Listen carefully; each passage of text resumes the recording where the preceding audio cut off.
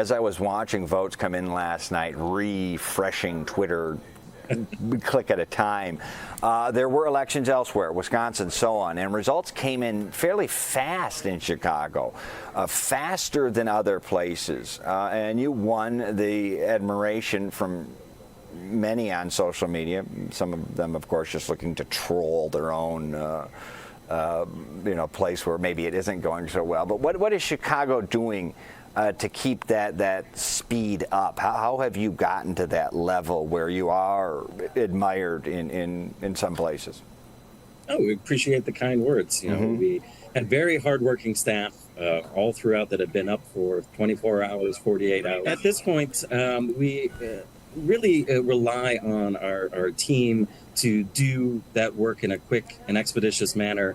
But I think it's also a double-edged sword. Lower turnout on election day means that those votes are counted quicker, those precincts are coming back quicker.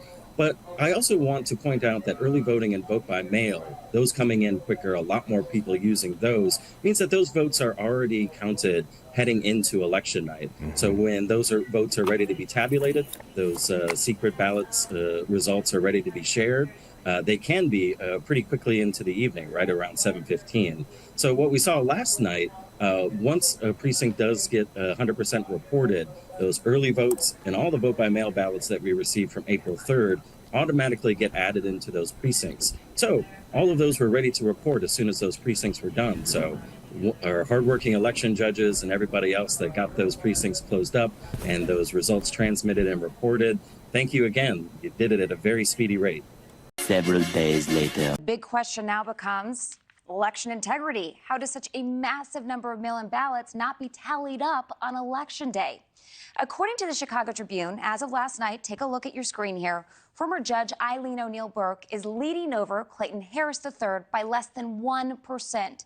That's roughly 1,500 votes separating these two candidates out of about 500,000 votes. This is a dramatic change because just after Election Day, O'Neil Burke was 10,000 votes ahead of her opponent, only to find out that 10,000 mail-in votes were left off over the weekend. We know these ballots are now being accounted for, and the election board admitted to making the mistake. They blamed it on speed over accuracy. You're looking at a human error, and he's standing in front of you. He did not add 2 and 2 together in the rush.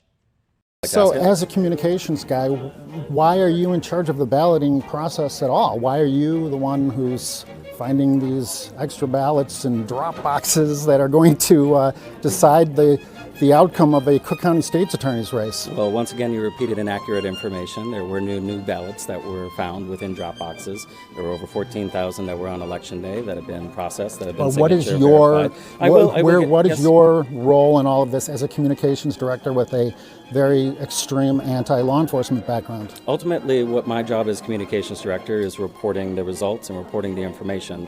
And unfortunately, that is where I fell down to my job.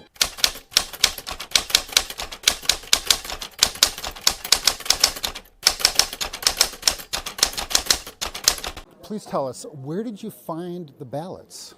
This is not an issue of extra ballots being found. This is an issue of a human error, and that human's in front of you. A communications director who did not add 2 and 2 together. In the stress of the election, I did not add additional ballots that I received back on Monday the 18th into what I initially reported what was received back on Election Day from that 7,000 number that I initially shared publicly. That unfortunately was incorrect. This is a situation where it was a communications director who had reported inaccurate information. Now, the extra ballots that you found after the election don't have a postmark, and a lot of people find that to be highly suspicious. This isn't a situation where there was extra ballots found after the election. Ballots without postmarks, and that's what you're going to be seeing a lot of these today. While they don't have a postmark because they were received back in a drop box, because they're not received back during mail, if they're received back in a drop box. How many more drop boxes are out there that you don't know about? No, this is the rest of the Election Day ballots. It is not an immediate process once we get a vote-by-mail ballot back in our hand. Ultimately, a vote-by-mail ballot is not as simple as receiving it back to the board, opening it up, and putting it into a ballot counter. We are aware of all drop box. There's no new drop box amounts. That was 14,000, just over that number that we received back on Election Day. There's is 14,000 we received back on Election Day. Did you just say 14,000? Yeah, just over 14,000 we received back on Election Day. Ultimately, that's what's being counted, the rest of those ballots today. The number that you are referring to is my math error, is what was received back during USPS, that I did not add what was received on Monday the 18th heading into Election Day, that 7,000 number that should have been closer to 16,000. That was what I publicly reported. I thought you said 14,000. Now it's 16,000? No, 14,000 is received back during Dropbox. What I reported, what was received back on Election Day from USPS, the U.S. Postal Service, not a Dropbox, was 7,000. Unfortunately, that information is incorrect. I hold total accountability for reporting out that information without double checking it. What it received back was additional ballots on Monday. What do you think should be the consequences for your error? I will leave that up to my bosses. I have apologized. I work for the board. I am a public servant. I do apologize for that error. There are a number of people who are now speculating that this election for Cook County State's Attorney is currently being stolen.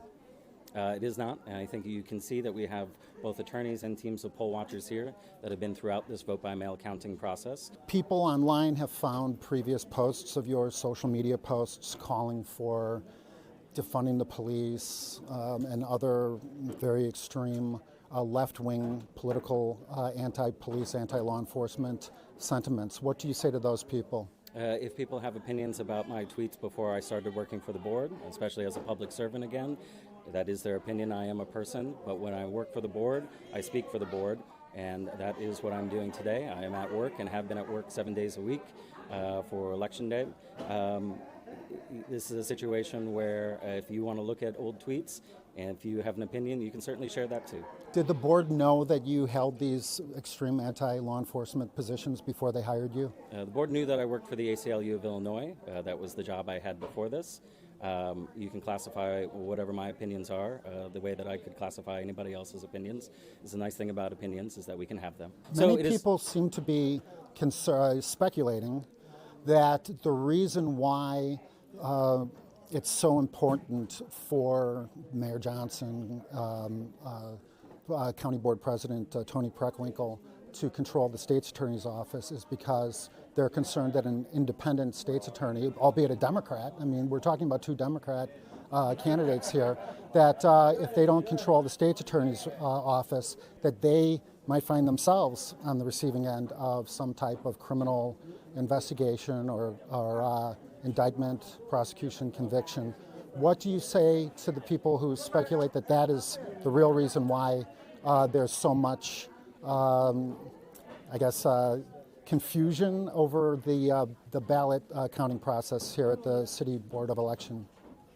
Oh, well, one of the nice things about working for the Chicago Board of Elections is that I don't have opinions on political races. But your social media would suggest otherwise. Your social media shows very extreme anti-law enforcement posts, defunding the police and, prosecuting the police and things like this. I think it would be only fair if you mentioned that that was before I started working for the board. And ever since I started working for the board, you will not find a political message. You won't find a political opinion. I actually do have a ban. This is one of the things that Chicago Board of Elections employees have to commit to, because we're also an independent agency. We are not under City Hall. In fact, the last time that a binding citywide referendum question... Did the board know that you held these extreme anti-law enforcement positions before they hired you? You already asked that question, I answered it.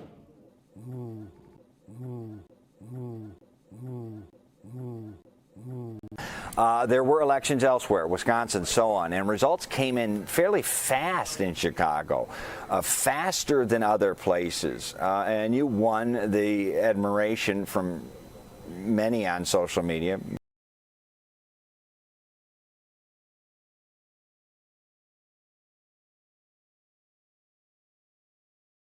Subscribe to the Dummy Funnies now!